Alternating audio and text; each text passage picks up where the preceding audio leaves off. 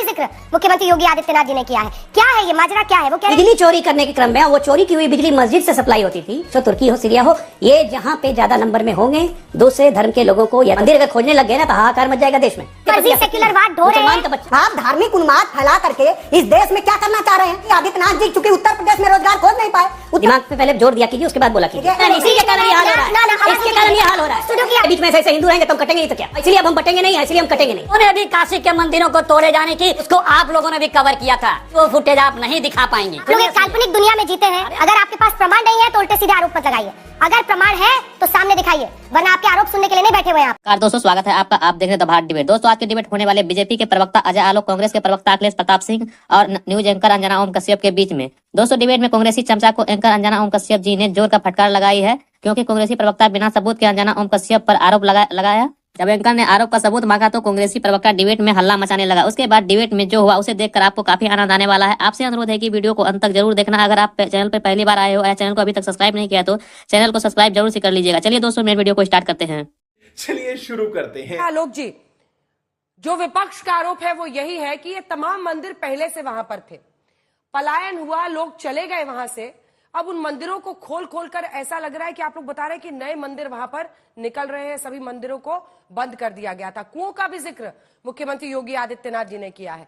क्या है ये माजरा, क्या है? वो कह रहे हैं आप अपने हिंदुत्व के पिच को धारदार बना रहे हैं इसके जरिए। सबसे पहली बात तो ये प्रशासन कर्म कर रहा है, बीजेपी भारतीय जनता पार्टी को इसके लिए आंदोलन नहीं कर रही है, और अतिक्रमण हटाने के क्रम में, बिजली चोरी करने के क्रम में, और वो चोरी की हुई बिजली मस्जिद से सप्लाई होती थी, उसको पकड़ने के क्रम में ये मंदिरों को पता चल रहा है। वैसे मुझे आश्चर्य नहीं हो रहा है कि ये तो होना ही था। संभल को क्यों याद कर रही है? संभल में 45% आबादी थी आजादी के समय, अब आज के डेट में 85% 90% आबादी हो गई है। बीच में जैसे जैसे बढ़ते गए 50% हुए, 55 हुए, 60 हुए, खुद आना शुरू किया कि भागो यहां से। और ये तो पूरा क्या संभल, कैराना में भी यही हुआ। क्या कैराना, कश्मीर में तो जेनोसाइड हुआ। जिस तरह संभल में जेनोसाइड हुआ, संभल में दंगे नहीं हुए। जो बार बार लोग बोलते हैं कि संभल में 78 का दंगा हुआ, दंगा नहीं हुआ, वहां जेनोसाइड हुआ था। 180 हिंदुओं का कत्लेआम किया गया था, जला दिया गया था जिंदा। ये हर जगह होता है विश्व में, चाहे वो अफगानिस्तान हो, पाकिस्तान हो, बांग्लादेश हो, तुर्की हो, सीरिया हो। ये जहां पे ज्यादा नंबर में होंगे दूसरे धर्म के लोगों को या तो मार देंगे या भगा देंगे या उनका धर्म परिवर्तन करवा देंगे। जो कश्मीर में नारा लगता था रालिब चालिब गालिब, वही संभल में हुआ। तो मुझे कोई आश्चर्य नहीं हो रहा है। मुझे आज आश्चर्य और दुख तब होता है जब मैं प्रदूषित हिंदुओं को देखता हूं जो ऐसी घटनाओं पे भी उस पर चादर डालने का काम करते हैं और इस सच को आंख खोल के भी देखने से इनकार करते हैं। संभल में 1978 में सरकार कांग्रेस की थी, उत्तर प्रदेश में भी और केंद्र में भी। अगर उस वक्त सरकारें कड़ी कार्रवाई करती तो क्या हिंदू पलायन करते हैं? नहीं। आज जो कहा जा रहा है कि मंदिर खोज रहे हैं, मंदिर नहीं खोज रहे हैं भाई साहब। मंदिर अगर खोजने लग गए ना तो हाहाकार मच जाएगा देश में, क्योंकि पता नहीं कितनी मंदिरें मिल जाएंगी। अभी भी हजारों की संख्या में मंदिर मिल जाएंगे अगर हम लोग मंदिर खोजने लग गए। ठीक है, लेकिन ये जो मिल रहा है तो ये वास्तविकता है, ये सच्चाई है, इसको स्वीकार कीजिए। और ये हमारी कमजोरी है, ये हिंदुओं की कमजोरी है अंजना जी, मैं साफ बोल रहा हूं, ये हमारी कमजोरी है। हम अपने धर्म के प्रति आसक्त नहीं है। झूठ मूठ का ये फर्जी सेकुलरवाद लाद के चल रहे हैं। झूठ मूठ का फर्जी सेक्युलरवाद ढो रहे हैं। मुसलमान का बच्चा आप लोगों पर मुसलमान अपने बच्चे को, हाँ, क्या एक लाइन और बोल दूं, एक लाइन और बस उसके बंद करूंगा। देखिए, हमारे धर्म की रिलीजियस आसक्ता में और दूसरे धर्म की रिलीजियस आसक्ता में से एक फर्क है।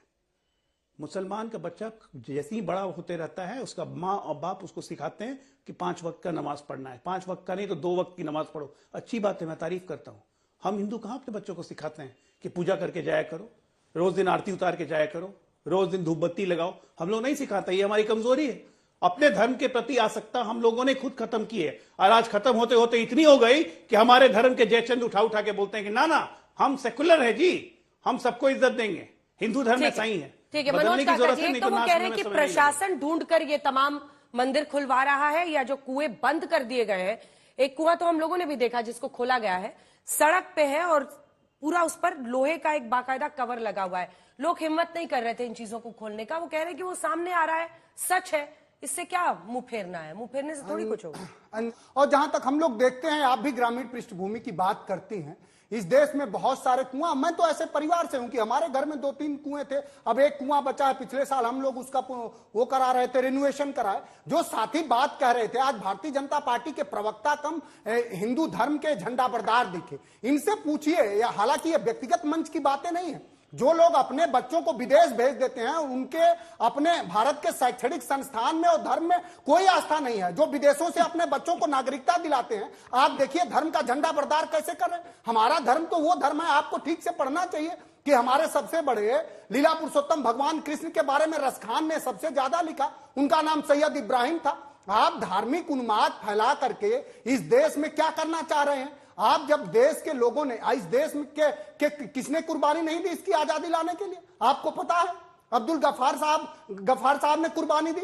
मौलाना अबुल कलाम आजाद कई साल 10-11 साल जेल में रहे। जब आरएसएस के लोग, जिस विचारधारा का आप दरबारीगिरी कर रहे हैं, जब उस विचारधारा के लोग कहते थे कि हम तो आजादी की लड़ाई नहीं लड़ेंगे, ये हमारी सांस्कृतिक लड़ाई है, तो आप इस देश में एक नागरिकों को, अपने ही नागरिकों के, एक मजहब के नागरिकों को, उनको हाशिए पर ले जाना चाहते हैं। समाजवादी पार्टी उसके पक्ष में नहीं है। हमारे नेता ने साफ कहा कि हम तो चाहते हैं कि मानवता के पक्ष में सब खड़ा हो। जो एक बात है साहिर लुधियानवी की कि ना हिंदू बनेगा ना मुसलमान बनेगा, इंसान की औलाद है, इंसान बनेगा। इस योगी आदित्यनाथ जी चूंकि उत्तर प्रदेश में रोजगार खोज नहीं पाए, उत्तर प्रदेश के किसानों का, उनके फसल का दाम दे नहीं पाए, उत्तर प्रदेश में खाद तो दे नहीं पा रहे हैं किसानों को, तो अब योगी आदित्यनाथ उत्तर प्रदेश के मस्जिदों से खुदाई कर रहे हैं, जिसको कि इस देश के सर्वोच्च न्यायालय के न्यायाधीश ने कहा कि अब ये गैर कानूनी, ये नहीं होना चाहिए। अभी जो फैसले आए हैं कि अब किसी भी तरह की अपील स्वीकार नहीं करी जाएगी,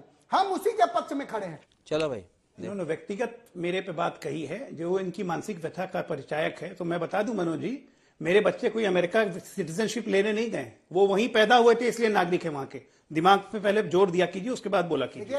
दूसरी बात बताता हूँ, नंदी मेरे आज भी उसी काशी में रोते हैं। अब सुनिए सुनिए सुनिए, बीच में नहीं बोलिए, बीच में मत बोलिए, बीच में मत बोलिए, बीच में मत बोलिए। मेरी बात खत्म कर लूं, मेरी बात खत्म कर लूं, मैं अपनी बात खत्म कर लूं, क्या बोलते रहेंगे? मैं अपनी बात खत्म कर लूं, मैं अपनी बात खत्म कर लूं, फिर ये बोलते रहेंगे, ठीक है ना?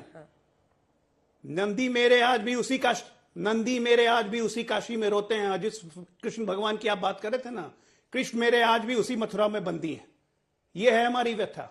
और मैं कहता हूं प्रदूषित हिंदू, आप जैसे प्रदूषित हिंदू, आपकी पार्टी जैसे प्रदूषित हिंदू, इसके कारण, इसी के कारण ये हाल हो रहा है, इसके कारण ये हाल हो रहा है। स्टूडियो की आवाज नहीं चलेगी, इसके कारण ये हाल होता है। 180 हिंदुओं को काट के जला दिया गया, उसके कोई, मैं खत्म कर रहा हूं। मैंने तो कहा, मुझे दूसरी कौमों से शिकायत नहीं है, मुझे मुसलमानों से शिकायत नहीं है कि उन्होंने इतने हिंदू काट दिए। कट नहीं थे हमारे बीच में, ऐसे हिंदू रहेंगे तो हम कटेंगे नहीं तो क्या? और इसीलिए अब हम बटेंगे नहीं, इसलिए हम कटेंगे नहीं। मोदी जी ने, काशी के लोग कहते हैं कि औरंगजेब ने उतने मंदिर नहीं तोड़े, उतने ऐतिहासिक और पौराणिक मंदिर नहीं तोड़े जितने साहब ने काशी में मंदिर तोड़ डाले।